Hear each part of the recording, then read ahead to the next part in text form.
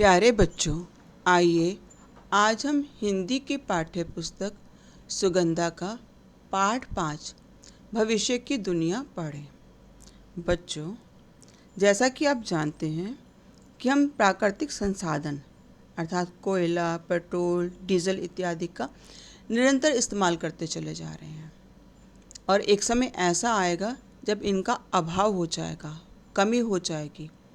तब हम किस साधन का उपयोग करेंगे, कल्पना कीजिए जरा। और जिस प्रकार हम खेतों को या ऐसी ज़मीन जहाँ बहुत सारे पेड़ हैं, जंगल हैं, उन्हें काटते चले जा रहे हैं अपने आवास बनाने के लिए। आवास यानी अपने रहने के घर बनाने के लिए बड़ी बड़ी इमारतें बनाते चले जा रहे हैं। अगर ऐसा होता रहा तो खेती के लिए ज़मीन कहाँ से रहेगी, कहाँ हम अपना अन्न उगाएंगे? ये एक सोचने का विषय है। बच्चों, हम लोग निरंतर अपने प्राकृतिक पर्यावरण को नष्ट करते चले जा रहे हैं और ऐसे में भविष्य में हमारी दुनिया कैसी होगी, लोग किस तरह की परेशानियों का सामना करेंगे? क्या कोई ऐसे प्रयास हैं, ऐसे साधन हैं कि इन्हें नष्ट होने से बचाया जाए? हमें कैसी कैसी सावधानियां बरतनी चाहिए? कौन कौन से ऐसे कार्य करें कि हमारी प्रकृति का संतुलन बना रहे, पर्यावरण बिगड़ने से बच जाए और आने वाली पीढ़ियों को परेशानियों का सामना ना करना पड़े। आइए इसी से संबंधित हम ये पाठ पढ़ते हैं। ये पाठ पत्र वाला पाठ है, अर्थात इस पाठ में एक पत्र लिखा गया है। पत्र के माध्यम से लेखक ने अपनी बात यह स्पष्ट की है। पाठ आरंभ करने से पहले इस पाठ के अंतर्गत आए कुछ कठिन शब्दों की तरफ ध्यान देते हैं। तर्क शक्ति, समझ कर सटीक उत्तर देना, सटीक यानी सही उत्तर देना। आदरणीय, आदर के योग्य, कुशल पूर्वक, सही सलामत, अच्छे। जागरूकता, जानकारी। पर्यावरण, आसपास का वातावरण। सौर ऊर्जा, सूर्य की गर्मी से बनी शक्ति। सतर्क, सावधान। प्राणवायु, ऑक्सीजन। आइए पाठ का आरंभ करते हैं। अनुष्का 10 वर्ष की है और आरव 9 वर्ष का। दोनों भाई बहन पढ़ाई लिखाई में होशियार हैं। कोई भी उनसे बात करता है तो कहता है कि दोनों को स्पेस की, ब्लैक होल की, मानव शरीर की संरचना की, जलचरों की, नभचरों की, संसार के नक्शे की, विभिन्न देशों की जानकारी है। दोनों बुद्धिमान हैं। बच्चों, इस पाठ में 2 भाई बहनों का जिक्र है। उनमें एक है अनुष्का जो 10 वर्ष की है और उसका छोटा भाई आरव 9 वर्ष का है। दोनों बहुत ही होशियार हैं। पढ़ाई लिखाई के अतिरिक्त उन्हें बहुत सारी बातों का ज्ञान है। जब भी कोई उनसे बात करता है तो वो कहता है कि इन बच्चों को बहुत सारी जानकारियां हैं। किस की चीज़ों की जानकारियां हैं उन्हें? स्पेस की, यानी हमारे अंतरिक्ष की, जहाँ ग्रह नक्षत्र हैं हमारे सारे। ब्लैक होल की उन्हें जानकारी है, यानी ऐसा केंद्र गुरुत्वाकर्षण का जो हर चीज़ अपने अंदर समाहित कर लेता है। कहते हैं कि हमारी आकाशगंगा में भी ब्लैक होल है, एक बड़ा सा छेद, काले रंग का छेद, जिसमें गुरुत्वाकर्षण की शक्ति इतनी ज़्यादा होती है कि हर चीज़ को अपनी तरफ खींचता चला जाता है। यहाँ तक कि प्रकाश को भी वो अपने अंदर खींच लेता है और फिर वो बाहर नहीं आ पाती चीज़ें। इन बच्चों को मानव शरीर की संरचना की भी जानकारी है। हमारा शरीर कैसे बना है, हृदय फेफड़े कैसे काम करते हैं, इन सब बातों की भी उन बच्चों को जानकारी है। जलचरों की, यानी जल में विचरण करने वाले जीव जंतुओं की। नभचर, आकाश में विचरण करने वाले पक्षियों की उन्हें जानकारी है। संसार के नक्शे की और यहाँ तक कि विभिन्न देशों की जानकारी भी है। दोनों बच्चे बहुत ही होशियार हैं, बुद्धिमान हैं। ये सारी बातें तो वे पाठशाला में सीखते ही हैं, यानी इन सब चीज़ों की जानकारी उन्हें पाठशाला से मिलती तो है, पर साथ ही इन सब विषयों पर बातें करती है उनकी बड़ी बहन मनिका। दोनों बच्चों की एक बड़ी बहन है जिसका नाम है मनिका। मनिका अनुष्का और आरव की फुफेरी बड़ी बहन है, यानी बुआ और फूफा की पुत्री। उनकी बड़ी बहन है जिसका नाम मनिका है। दोनों बच्चे उन्हें जीजी कहते हैं। ये जीजी भी अपने ममेरे भाई बहन को बहुत प्यार करती है। उनके लिए तरह तरह के गेम्स लाती है जिससे बुद्धि तेज होती है और तर्क शक्ति का मतलब होता है समझकर सटीक उत्तर देना, सही शब्द की जानकारी देना, उत्तर उनका सही हो। बुद्धि उनकी बहुत तेज है क्योंकि वो तरह तरह के गेम्स खेलते हैं और ऐसे गेम्स जो उनकी बुद्धि को तेज करते हैं। दोनों भाई बहन ने अपनी जीजी को धन्यवाद पत्र लिखा। पत्र में उन्होंने क्या लिखा, आइए जानते हैं। 245 प्रताप विहार, गाजियाबाद, 10 नवंबर सन। आदरणीय दीदी, नमस्कार। यह कुशल पूर्वक है, यानी सही सलामत है। आशा करते हैं कि आप भी कुशल मंगल होंगी। मनिका जीजी, मैं और आरव बहुत खुश हैं। हम तब आपकी बताई गई बातों के बारे में सोचते हैं, अपने साथियों से बात करते हैं कि हमारी भविष्य की दुनिया कैसी होगी। हमारे साथी हमसे पूछते हैं, यह सब तुम्हें कैसे पता चला? तो हम उन्हें और बातें बताते जाते हैं। आपने कहा था ना, जागरूकता फैलाओ।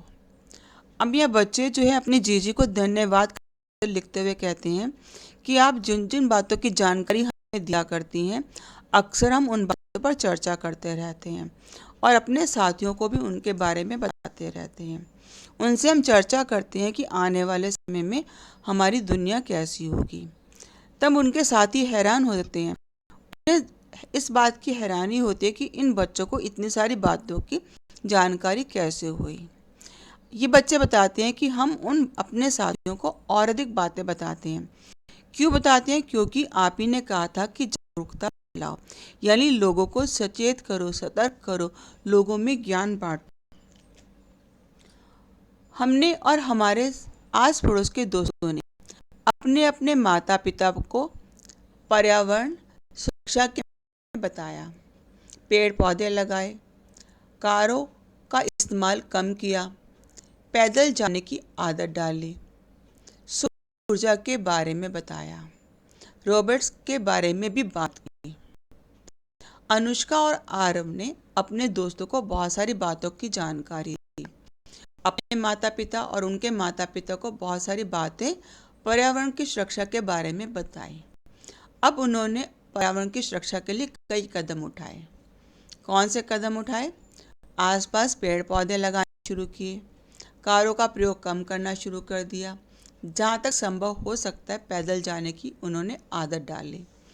साथ ही इन बच्चों ने उन्हें सौर ऊर्जा यानी सूर्य से मिलने वाली गर्मी से जो शक्ति प्राप्त की जाती है उसके बारे में भी इन बच्चों ने जानकारी दी। रोबोट्स के बारे में भी इन्होंने उनसे बातचीत की।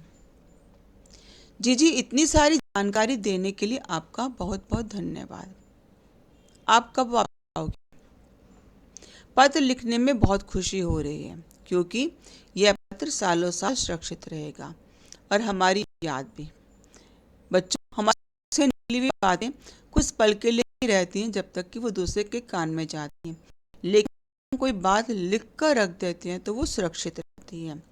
भाषा का ये लिखित रूप है वो सुरक्षित रहता है, आने वाली पीढ़ियों तक वो इसकी जानकारी हासिल कर सकते हैं। तो जो पत्र इन बच्चों ने लिखा, ये पत्र सालों साल सुरक्षित रहेगा। ऐसे में उन बच्चों ने दीदी का धन्यवाद किया और कहा, बहुत बहुत प्यार के साथ आपके नन्हे भाई बहन अनुष्का आरव। अनुष्का आरव ने यह पत्र, धन्यवाद पत्र क्यों लिखा? बच्चों, आप जानना चाहोगे? इसी दीपावली के 3-4 दिन बाद अचानक दिल्ली और उसके आसपास धुआं सा फैल गया।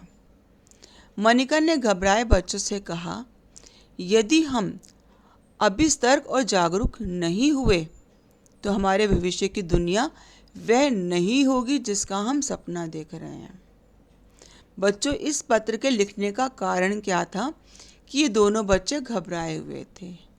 घबराए क्यों हुए थे?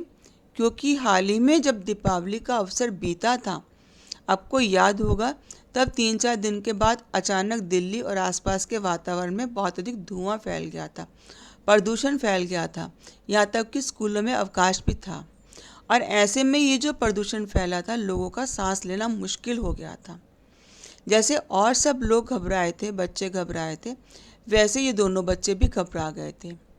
तब मनिका ने उन्हें घबराए हुए बच्चों से कहा था कि देखो, अभी भी समय है, हमें सावधान हो जाना चाहिए, सतर्क हो जाना चाहिए, लोगों को जागरूक करना चाहिए कि इतना प्रदूषण ना फैलाया जाए। प्रदूषण की रोकथाम के लिए हमें प्रयास करने चाहिए, और अगर हम ऐसा नहीं करेंगे तो जिस भविष्य की हमने कल्पना की है दुनिया की, वो सपना कैसे साकार होगा, हमारा भविष्य कैसा रहेगा, आने वाले समय में दुनिया कैसे रहेगी, कैसे वो जी पाएगी, ये सोचने का गंभीर विषय है। तो हमें लोगों को सतर्क करना चाहिए।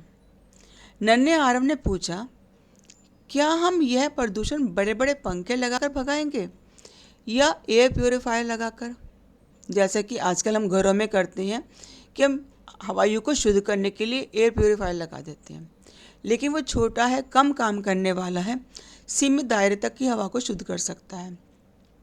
पूरा दिल्ली या पूरे शहर या पूरे देश के वातावरण को वो कैसे शुद्ध कर पाएगा। तो बड़े बड़े पंखे लगाकर भी काम संभव नहीं है। ना तो पंखे लगाकर ही वातावरण को शुद्ध किया जा सकता है, ना ही एयर प्योरीफायर लगाकर ही वातावरण को शुद्ध किया जा सकता है। मनिका बोली, यदि वर्षा हो जाए तो प्रदूषण के कण नीचे बैठ जाएंगे और हवा साफ हो जाएगी। हाँ, एक कारण संभव हो सकता है कि अगर बारिश आ जाए तेज, तो बारिश से क्या होगा कि जो प्रदूषण के कण वातावरण में घूम रहे हैं वो बैठ जाएंगे और हवा शुद्ध हो जाएगी। कैसी होगी भविष्य की दुनिया? रहने और खेती करने की जगह ही नहीं बची जीजी। अब अनुष्का ने बताया कि देखो, लगातार मकान बनते चले जा रहे हैं, बड़े बड़े भवन बनते चले जा रहे हैं, खेतों योग्य जो ज़मीन थी उसको नष्ट किया जा रहा है, वनों को नष्ट किया जा रहा है, बड़े बड़े आवास बनाए जा रहे हैं, तो खेती कहाँ होगी, कैसे संभव होगा? ये भी अनुष्का के लिए एक चिंता का विषय था और जिस पर उसने अपनी दीदी से बात की। मनिका ने उत्तर देते हुए कहा, तभी तो भविष्य में बड़ी बड़ी कई मंजिला इमारतें बनाकर उनके हर फ्लोर पर खेती करने की योजनाएं बनाई जा रही हैं। अब अनेक लोग घरों की छतों पर पानी में नई तकनीक से खेती कर रहे हैं। मनिका ने इस समस्या का समाधान करते हुए बताया बच्चों को कि भविष्य में योजनाएं बनाई जा रही हैं कि लोग अपने घरों की छतों पर खेती करें, और इस पर कार्य भी चल रहा है। जिस प्रकार आजकल हम अपने घर की छतों पर कुछ गमले रख देते हैं, कुछ पौधे लगा देते हैं, इसी क्षेत्र में और प्रयास जारी हैं, योजनाएं बनाई जा रही हैं। लोग अपने घरों की छतों पर और घर के कमरों के जितने फ्लोर हैं उन फ्लोर पे, यानी हर मंजिल पर भी जो खेती करने की योजनाएं बनाई जा रही हैं। यहाँ तक कि छत पर पानी इकट्ठा किया जा रहा है और नई तकनीक से खेती किए जाने का प्रयास किया जा रहा है।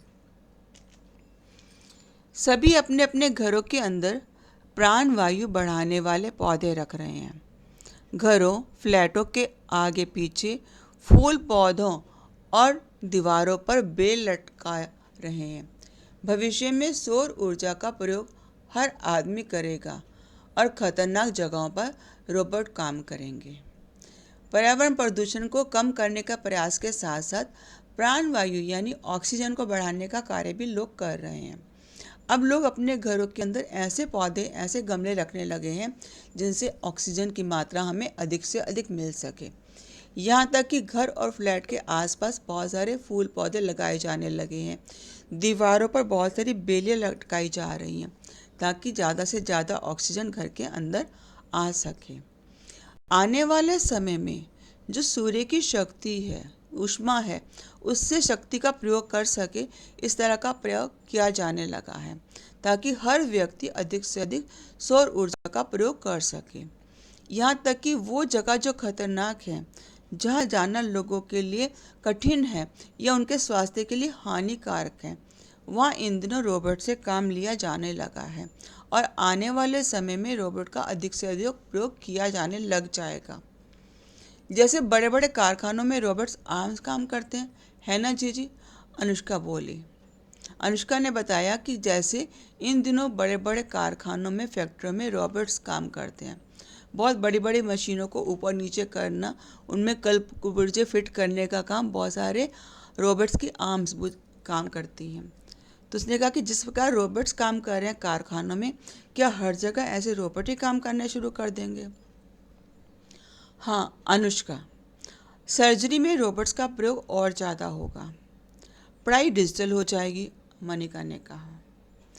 अनुष्का को उसने बताया कि जो सर्जरी है, डॉक्टरों का काम है, चीरा फाड़ी करने का काम, उसमें अधिक से अधिक अब मशीनों से काम लिया जाने लगा है, रोबोट्स काम करने लगे हैं।